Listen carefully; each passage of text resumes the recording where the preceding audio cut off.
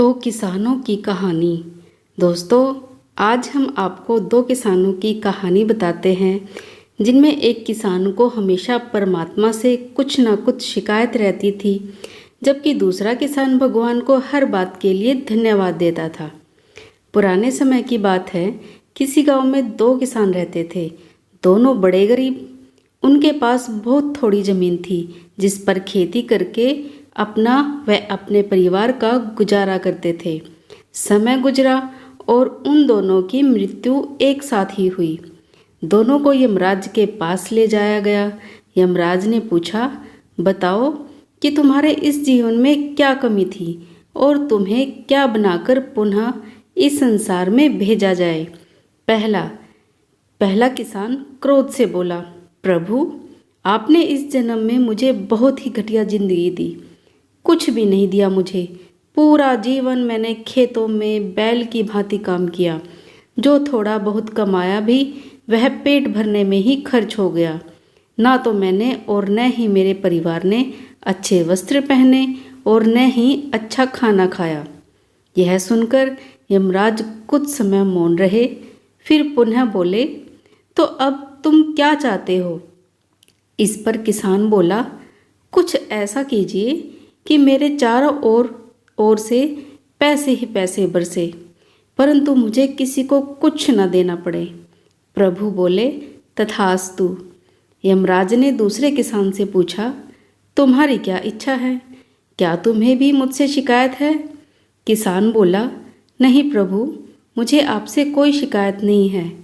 आपसे मैं क्या मांगूं? आपने मुझे सब कुछ दिया।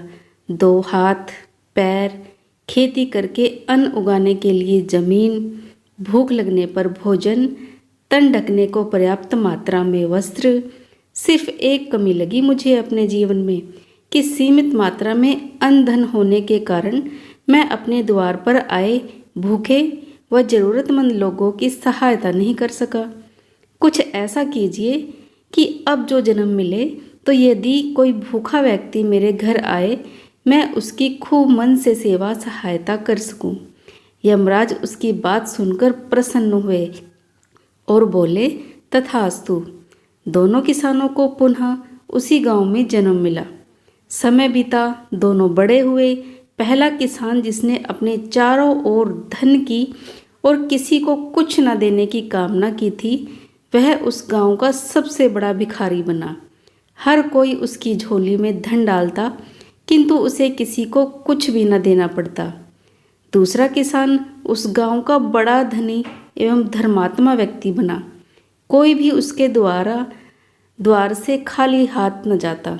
वह सबकी तन मन धन से सहायता किया करता था। इस कहानी से हमें सीख मिलती है, मित्रों, ईश्वर ने हमें जो दिया है उसी में संतुष्ट रहना आवश्यक है।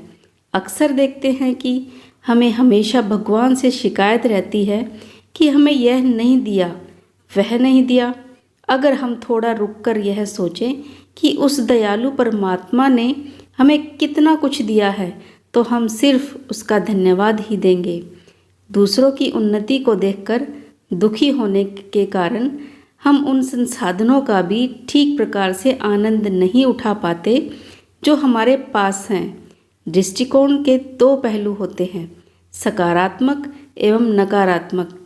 अब यह हमारी सोच पर निर्भर करता है कि हम चीज़ों को किस रूप में देखते हैं।